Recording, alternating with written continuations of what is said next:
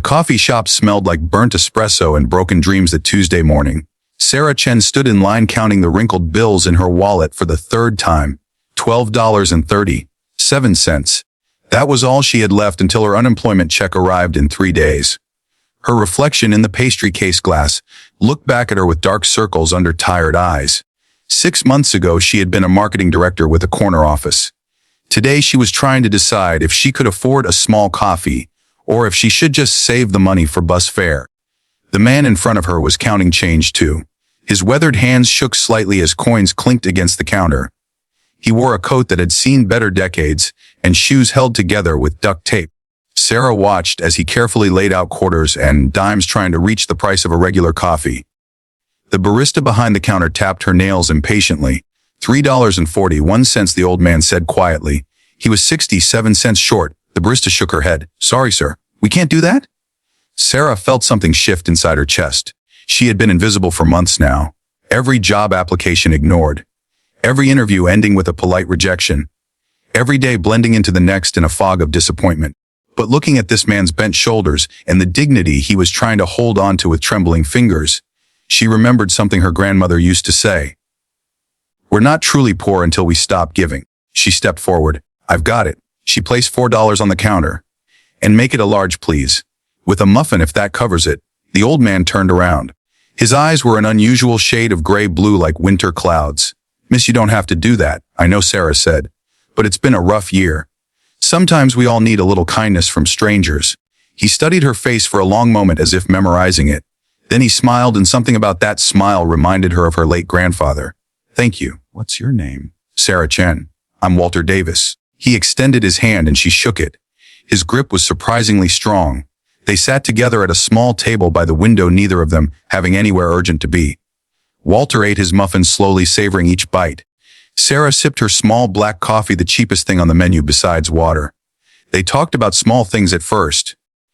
The weather, the changing neighborhood, the way the city felt different than it used to. Then Walter asked what brought her to this particular coffee shop on a Tuesday morning when most people were at work. Something in his gentle tone made Sarah's carefully constructed walls crumble. She told him everything. The layoff that came out of nowhere. The savings that evaporated paying rent and her mother's medical bills. The hundreds of resumes sent into the void. The interviews where she could see them mentally dismissing her the moment there was a gap in her employment. I used to help companies tell their stories, she said, staring into her coffee. I was good at it too. I could take a struggling business and make people care about it. Make them see the value.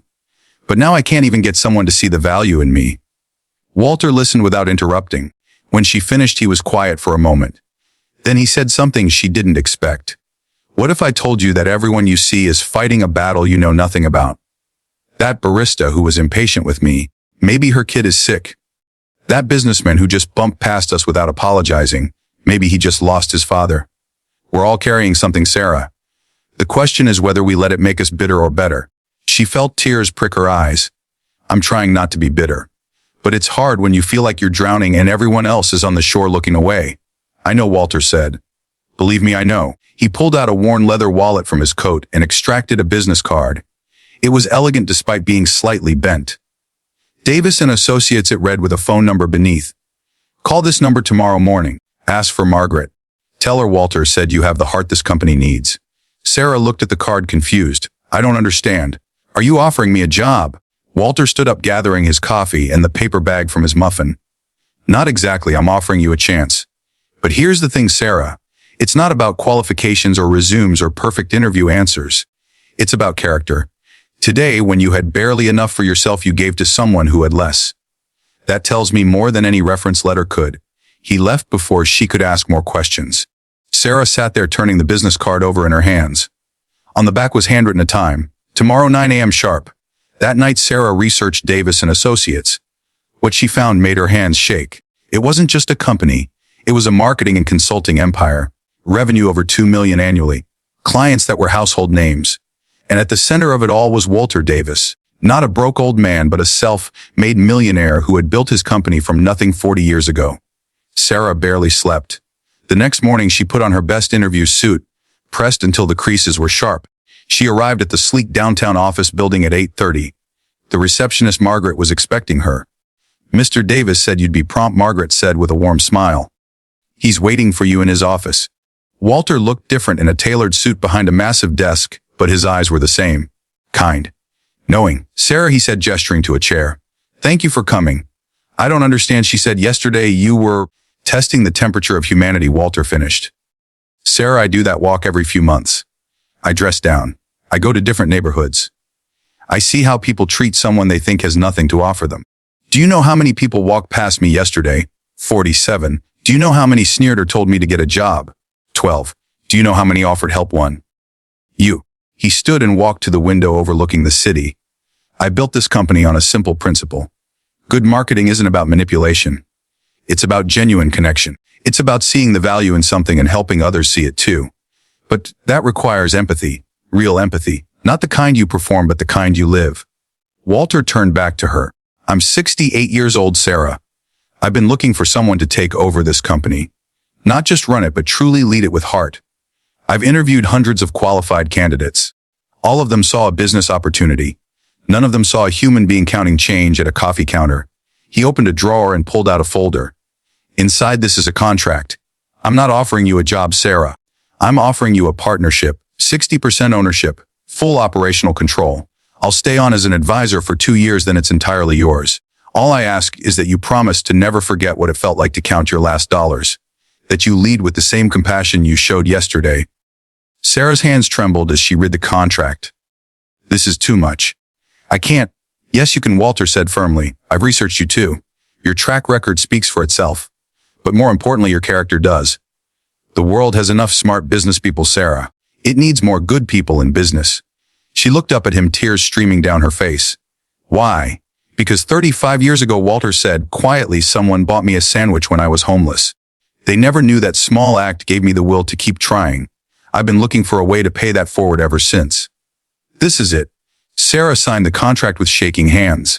As she left the building that day, she passed a young woman counting change at a food cart. Sarah bought her lunch without hesitation. The woman looked up surprised and grateful. Sarah just smiled. Sometimes, she said, we all need a little kindness from strangers. 3 years later, Davis and Associates had doubled in size. But more than that, it had a reputation. A company that treated people like people. That gave chances to those who'd been overlooked. That measured success not just in profits but in lives changed. Walter attended the board meetings when his health allowed. He would sit in the back and smile, watching Sarah lead with the same compassion she'd shown that Tuesday morning in a coffee shop. She never forgot. She never stopped seeing people. And that made all the difference. Sometimes the smallest acts of kindness create the biggest ripples. A cup of coffee, a moment of human decency. These things seem insignificant until they change everything. So look around you. See the people others don't see. Give when it costs you something. Because you never know when a small gesture might change not just someone's day but their entire life. Or yours. If this story touched your heart, hit that like button. Subscribe to Pure Kindness Stories for more tales of compassion that remind us of the good in humanity. Share this with someone who needs to remember that kindness always comes back to us in unexpected ways. Together we can create a world where no act of goodness goes unnoticed, and where everyone remembers that we're all just people trying to get through this life. Sometimes all it takes is someone who cares enough to see us. Be that someone today.